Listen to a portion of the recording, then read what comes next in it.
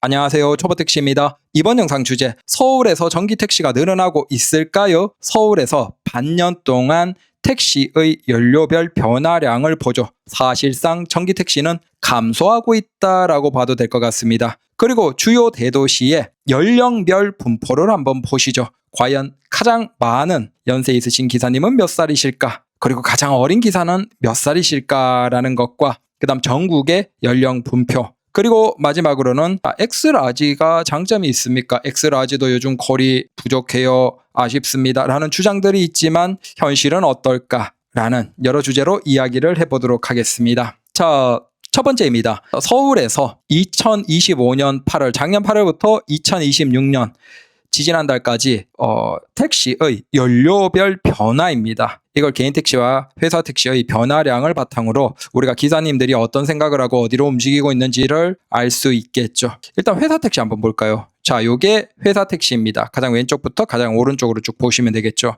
자, 회사 택시의 전기 택시가 몇 대일까요? 반년 동안 631대, 697대 정도. 안타깝지만 66대밖에 증가하지 않았습니다. 무려 반년입니다. 반년. 이게 한 달도 아니고 6개월 동안 66대밖에 증가하지 않았으니까 사실상 이 정도면 회사 택시는 전기 택시를 선호하지 않는다라고 보는 게 맞겠죠. 물론 이제 타시는 기사님들은 그걸 계속 타시지만 이게 증가 추세라고 보기에는 힘들다, 정체다라고 보는 게 맞을 것 같습니다. 아무래도 기사님들이 운행하는 그 시간에서 교대제로 한다면 그 충전하는 시간도 돈이기 때문에 그게 굉장히 제약이지 않을까라고 생각이 됩니다. 그리고 회사 택시에서 이제 수소 택시는 아예 없어졌습니다. 모두 끝이 났고, 그다음 하이브리드가 의외로 숫자가 많이 있습니다. 물론 하이브리드도 소폭 증가하는 흐름입니다. 918대에서 931대로 아주 미미하게 6개월 동안 증가했지만 아무래도 하이브리드가 회사 택시 기사님들이 더 선호하지 않는가라고 생각이 됩니다. LPG가 14,133대에서 14,270세대로 오히려 전기택시가 사실 흐름상으로는 전혀 선택을 받지 못하고 있다라는 것이고, 휘발유 차량이 소수 25대 있었던 게 23대까지 21대 줄었다가 23대로 다시 살짝 증가했습니다. 그래서 확실한 건 회사 택시는 전기택시를 그렇게 선호하지 않는다. 오히려 지금 하이브리드의 숫자가 전기택시보다 거의 3분의 1 이상 많은 걸 보면 현기에서는 우리가 기대하기는 어려울 것 같고, 제발 르노에서 그 그랑콜레오스를 만들던 뭘 만들던 LPG 하이브리드 택시를 내놔주면 수요는 꽤나 있을 것 같다라는 생각이 듭니다. 물론 르노에서 내놔주면 이제 아마 현기에서도 순정으로 나오지 않을까라고 생각이 됩니다. 그래서 제발 르노에게 우리가 간절히 기도를 해봅니다. 자, 그 다음은 개인택시 기사님들을 보죠. 자, 25년 8월부터 26년 2월까지 전기택시가 6,974대에서 7,138대 주 소폭 증가했죠. 49,000명의 서울 개인택시 기사님 중에서 고작 한 200대도 채 증가하지 않았다라는 건 6개월 동안 거의 증가가 멈췄다라고 보는 게 맞을 것 같습니다. 특히 보조금이 끝나버린 2025년 12월부터 2026년 2월까지는 7,130대에서 7,138대, 고작 8대. 49,000명의 개인택시 기사님이 계신데 고작 전기택시가 8대 증가했다라는 건 거의 선택을 하지 않으신다. 그러니까 보조금이 없으면 아예 선택을 안 하시고, 보조금이 있을 때조차도 굉장히 미미하게 증가하고 있다. 우리가 전기택시가 대세인 것처럼 생각을 하죠. 물론 이제 올해 초는 또 달라질 수 있습니다. 전쟁으로 이제 뭐 유가가 변하고 LPG 가격도 오르고 그런 흐름에서 전기택시를 조금 더 선택할 수도 있겠지만, 저는 우리 기사님들 입장에서 전기택시도 그 장점이 분명히 있긴 한데 그 단점도 크게 생각하시는 것 같다라는 겁니다. 요건 뒤에서 조금 더 얘기해보고, 수소 택시는 한 대가 증가했습니다. 아마 저건 넥소 신형이 나오면서 그걸 선택하신 기사님이 계신 것 같아요. 근데 보시면 아시겠지만 6명에서 7명으로 10명도 채 안 되기 때문에 49,000명 기사님에서 사실상 이제 수소 택시는 실패했다라고 보는 게 맞을 것 같습니다. 아마 저런 기사님들은 진짜 집이 수소 충전소 바로 옆에 있고 근무하는 환경에서 수소 충전소가 굉장히 가까이에 있는 그런 극소수의 기사님들만 고작 서울에서 7분이 지금 수소 택시를 하고 계신다라는 거고, 가장 폭발적으로 늘어나고 있는 게 하이브리드입니다. 그래서 확실하게 그 개인 택시에서도, 회사 택시도 하이브리드가 거의 3분의 1 이상 많은 것처럼 개인 택시에서도 기사님들이 하이브리드의 장점을 점점 느끼고 있다라는 겁니다. 그래서 517대에서 699대, 792대. 이게 보조금 전기 택시 보조금 있는 시점 그런 것과 상관없이 그냥 꾸준하게 빠르게 증가하고 있죠. 그래서 지금 한 두세 달 내로는 하이브리드 택시가 사실상 1000대를 넘을 것 같다라는 겁니다. 물론 아직 이제 전기 택시를 따라잡기는 힘들겠지만 흐름상으로 본다면 확실하게 하이브리드를 선택하시는 기사님들이 굉장히 많다라는 겁니다. 그래서 지금 하이브리드를 하시는 기사님들 중에서 꽤나 많은 분들은 이제 순수하게 하이브리드로 타시는 거고, 그 다음 꽤나 많은 기사님들은 하이브리드 뽑아서 LPG로 개조까지 해버려서 극단적으로 연료비를 아끼려는 기사님들일 거예요. 그래서 분명히 하이브리드 택시에 대한 수요는 있습니다. 다만 이게 그 수요가 폭발적으로 어느 정도까지 나올지가 르노가 고민하고 있는 것 같아요. 르노가 분명히 기술은 이미 충분히 있는데 이게 수요가 꾸준하게 한 월 500대 이상은 팔려줄까? 그런 게 걱정이겠죠. 근데 막상 내놨는데 월 몇백 대 미만으로 이색대도 채 안 팔리면 그건 아쉽겠죠. 그래서 그런 부분들을 고민하는 게 아닐까. 수요가 있을까. 제발 르노가 용기 내고 내놔주면 좋겠고, 우리가 만약에 그렇게 르노에서 하이브리드 LPG 순정이 나오면 많이 줍시다. 그리고 LPG가 41,116대에서 46,677대. 그래서 증가의 흐름에서 본다면 전기 택시가 가져갔다기보다는 하이브리드가 가져갔다라고 보는 게 맞겠죠. 휘발유 차량은 408대에서 399대, 399대. 그다음 경유가 40대에서 34대 정도까지 감소한 상태입니다. 저런 경유 택시는 이제 승합 거기 차량에서 예전 거들 있습니다. 스타렉스 차량들. 자, 다시 전기 택시에서 우리가 뭘 생각해야 되냐면 지금 전기 택시는 사실상 감소하고 있다라고 보시면 됩니다. 분명히 숫자상으로 미미하지만 증가하고 있지 않냐라고 하겠지만, 자, 여기에서 중요한 게 있습니다. 우리가 1년에 한국에서 그 전기 택시로 서울에서 어느 정도 보급을 하냐. 자, 25년에 서울시의 전기 택시 보급은 840대. 이게 이에요. 그리고 25년에 전체 서울시 기준으로 저기 오른쪽에서 25년 민간 공고 대수 있죠. 그중에서 네 번째 있죠. 택시가 25년에 1400대 공급이 계획이었고, 그중에서 접수가 1396대, 그리고 실제 출고도 1396대예요. 작년에 출고되지 못했던 게 4대이고 1396대가 순증인 겁니다. 적어도 1396대의 전기차를 샀어요. 자, 1년 만에 96대를 샀는데 지금 문제는 개인 택시가 작년에 6개월, 물론 이제 살짝 늦은 8월부터 시작해서 올해 2월까지지만 6개월간 증가한 것은 채 200대가 안 됩니다. 자, 전기 택시는 1300대가 넘게 신차가 보조금이 지급됐는데 실제 숫자상으로는 200대가 채 안 됩니다. 이게 무슨 의미일까요? 이걸 역으로 생각해야 되죠. 즉, 전기 택시를 지금 구입하는 기사님 중에서 사실상 80에서 85%는 대폐차 수요라는 거예요. 신규로 진입하고 기존에 운행하시는 기사님들이 계속 운행하는 그 흐름이 아니라는 겁니다. 그래서 지금 전기 택시를 타고 계신 기사님들 중에서 만족하신 기사님들이 계세요. 이분들은 지금 대폐차를 하고 있는 것 같아요. 그대로 전기 택시를 타는 것 같은데 새롭게 들어오는 유입은 굉장히 적어요. 다만 여기에서 어디에서 신규 유입이 이루어지냐? 바로 개인 택시를 새롭게 시작하시는 분들. 그분들은 아직 경험이 없기 때문에 전기든 휘발 LPG든 고민하다가 이 전기도 꽤나 선택을 하시는 거죠. 그러면 순증으로 본다면 오직 순증이 있는 건 그 새롭게 이제 면허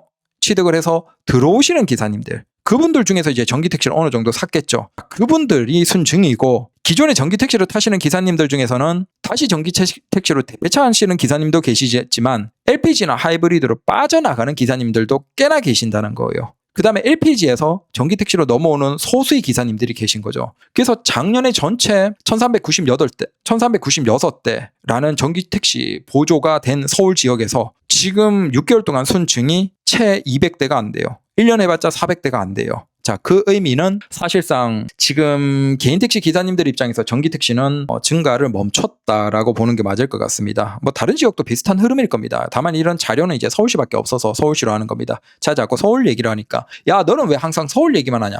아니, 다른 지역은 이런 콘텐츠 통계 자료 같은 게 거의 없어요. 죄송합니다. 찾으면 다른 지역도 해보겠습니다. 그래서 이게 전기 택시가 대세는 아니다. 물론 이제 저는 전기 택시를 할 겁니다. 근데 이게 지금 사실상 전기 택시를 할 수 있는 기사님은 서울에서 거의 끝난 것 같고, 이제는 LPG 택시 기사님을 설득을 해야 되는데 적어도 지금 나와 있는 전기 택시로는 LPG 택시 기사님들을 설득을 못하고 있다라고 보는 게 객관적인 것 같다라는 겁니다. 그래서 서울에서 전기 택시의 증가세는 순증으로는 멈췄고 대폐차는 많이 하신다. 즉, 타는 기사님들은 만족하시고 계속 타고 계시는 것 같습니다. 하지만 그만두는 기사님도 많다라는 생각을 드시면 될 것 같습니다. 자, 그 다음은 요거 이제 지역별로 주요 지역들 서울, 경기, 인천, 부산, 대구, 요 지역별로 해서 기사님들의 연세 분포를 한번 쭉 정리를 해봤습니다. 그래서 이게 확실하게 10년, 20년 전과는 굉장히 달라졌다. 전체적으로 고령화가 진행됐다라는 겁니다. 근데 그건 이상한 건 아니에요. 우리가 일반 직업에서는 고령자를 은퇴시켜버리고 잘라버리기 때문에 고령자가 좀 없어 보이는 거예요.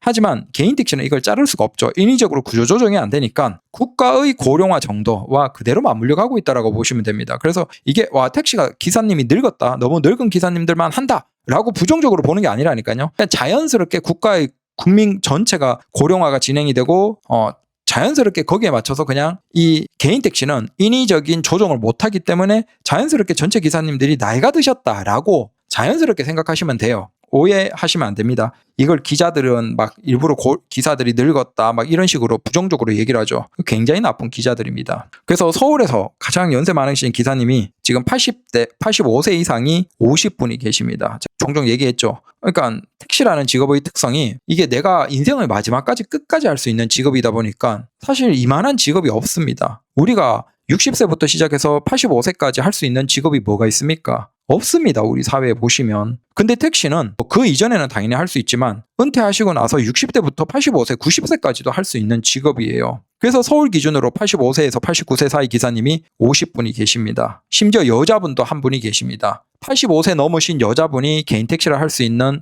그러니까 직업을 가지고 일을 하면서 돈을 벌 수 있는 일이 어디 있습니까? 없습니다. 우리나라에. 근데 개인 택시는 이게 가능하다는 거예요. 90세 이상은 지금 없습니다. 한 번도 없습니다. 그 다음에 80대, 10에서 84세 기사님도 남자가 649명, 여자가 무려 5명이 있습니다. 80대 여성이 근로해서 돈을 벌 수 있는 직업이 어디 있어요? 없습니다. 근데 택시는 어때요? 80대 여성 기사님들도 돈을 벌 수 있는 나라예요.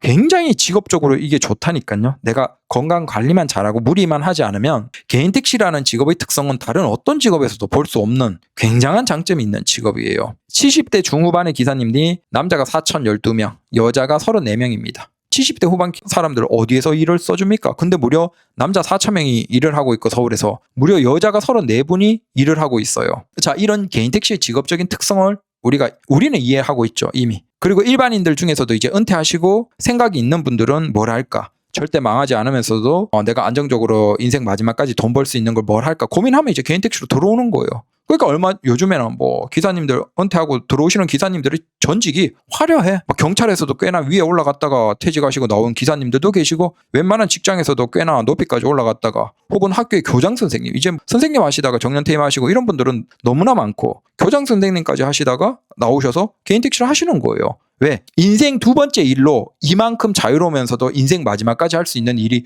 없거든요. 근데 이런 얘기하면 아유 뭐 개인 택시 폭락한다. 너희들은 개인 택시 가격을 올리려고 그러지. 아니 내가 올리려고 하는 것과 다르게 여러분들이 냉정하게 한번 떠봐요. 대한민국에서 70세 이상 분들이 마지막까지 인생 마지막까지 내가 누구에게 간섭받지 않고 할 수 있는 일이 뭐가 있습니까? 서울에서 70세 이상 기사님들이 무려 얼마입니까? 거의 15,000명이 넘어요. 15,000명의 70세 이상 분들이 내가 그래도 나가서 일한 만큼 돈 벌고 이런 직업이 어디 있습니까? 없어요. 개인 택시의 장점이 엄청나다니까요. 그 다음 기사님들이 가장 많은 연령대는 60대 중후반입니다. 그래서 13,177분이 계시고 무려 여자분들도 178분 정도가 계십니다. 그러면 쭉 가서 50대 미만에서는 확실하게 적죠? 그래서 한 2,000명 중반 정도입니다. 50대 이하가. 그래서 30대는 315명, 20대가 11명. 예전이라면 20대가 많았는데 지금 20대가 확실하게 줄었죠. 절대적으로 20대의 숫자도 줄고 그다음 개인 택시에 아직 진입을 못한 상황이다 보니까 그래서 20대는 굉장히 적다. 자, 요런 분포다라고 보시면 됩니다. 다른 지역들. 자, 경기도 전체입니다. 20대가 15명, 30대가 245명, 40대가 1,500명, 50대가 5,500명, 60대가 6,480명, 60대 후반이 7,840명으로 60대 후반이 가장 많고 그 다음 70대 전반이 4,600분, 70대 후반이 1,200분, 그 다음 80대 전반이 163분, 80대 후반이 6분이 계십니다. 경기도에서. 인천입니다. 20대가 8명, 30대가 83명, 40대가 447명, 50대가 1,600명, 60대 전반이 2,000명, 2,080명, 60대 후반이 2,579명, 70대가 1,587명, 70대 후반이 469명, 80대 전반이 59명, 80대 후반이 2분이 계십니다. 인천에. 그 다음 부산 20대가 4명, 30대가 60명. 그 다음 놀라운 건 부산이 아무래도 지역에서 고령화가 가장 심합니다. 그러니까 자연스럽게도 서울에 80대 후반이 49명이잖아요. 근데 부산에서도 80대 후반이 23명으로 굉장히 많죠. 왜냐하면 부산은 인구가 300만이고 서울이 930만이거든요. 한 3분의 1 정도밖에 인구가 안 되는데 개인 택시 기사에서 80대 후반의 기사님은 서울의 한 절반 정도 되죠. 그래서 아무래도 부산이 고령화가 있다 보니까 그 자연스럽게 맞춰 돌아가서 연세 많으신 기사님도 많다. 그래서 80대 후반이 23분, 80대 전반이 252분이 계십니다. 그 다음 70대 후반의 여성 기사님들 4분이나 계시네요. 자, 대구입니다. 20대가 1명, 30대가 46명, 40대가 374명, 50대가 1648명 쭉 있고 60대 후반이 당연히 제일 많고 그 다음 70대 후반이 918명, 80대 전반이 168명, 80대 후반이 12분이나 계십니다. 그래서 역시나 비슷한 흐름입니다. 연령별 분포 전체를 한번 정리하면 10대는 당연히 없겠죠. 개인 택시는 이제 자격이 안 되니까. 20대에서 70명,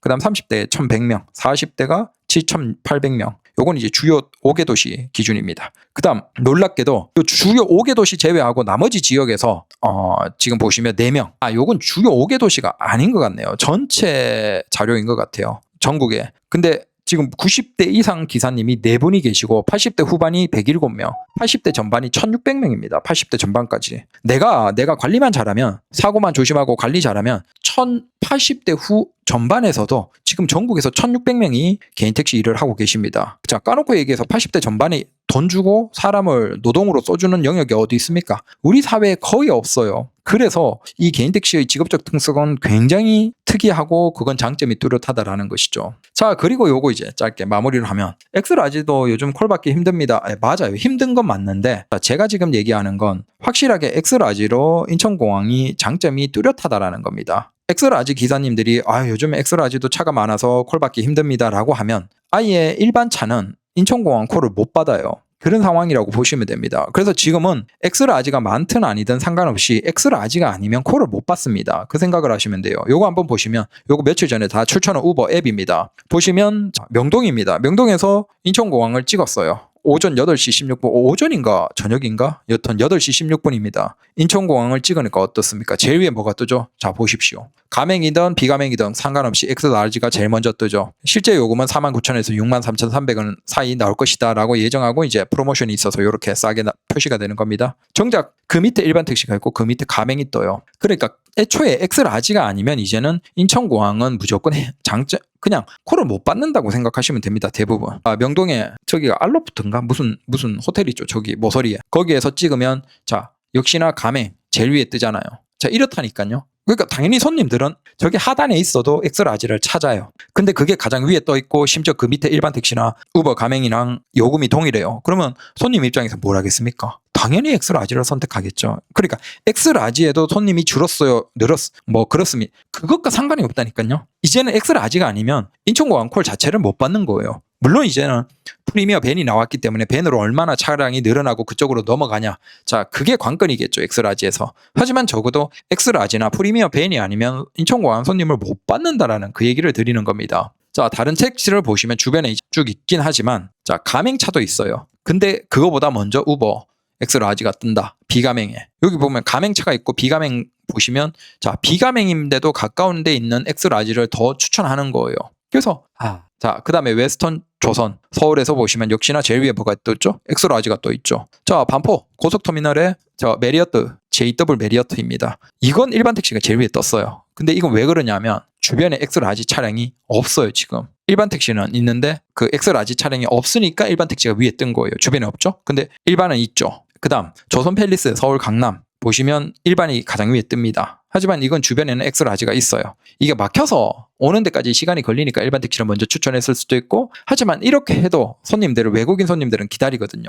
그러면 당연히 바로 밑에 있는 요금이 동일한 엑스라지를 부른다는 거예요. 그리고 마지막으로 콘네드 여의도입니다. 찍으면 역시나 제일 위에 뭐가 뜨죠? 네, 엑스라지가 뜨죠. 자, 그래서 주변에 엑스라지를 보여줍니다. 자, 밑에 가맹차도 있고 뭐 그렇지만 중요한 건 손님 입장에서는 기본적으로 엑스라지를 가장 위에 추천하면 당연히 이걸 이용하고 엑스라지가 밑에 있더라도 요금이 동일하기 때문에 엑스라지를 이용하고 그래서 엑스라지 기사님들이 엑스라지도 이제 차가 많아서 좀 그렇다라고 얘기를 하시지만 그게 중요하지 않습니다. 이제는 엑스라지가 아니면 인천공항 운행 자체를 못하는 거예요. 사실상 확률이 거의 없어지는 겁니다. 손님에게서는. 그래서 인천공항의 운행에 조금이라도 장거리 운행 이런 거 관심이 있으면 차량을 선택하실 때 엑스라지 차량 되는 것들을 신중하게 고려해 보셔야 됩니다.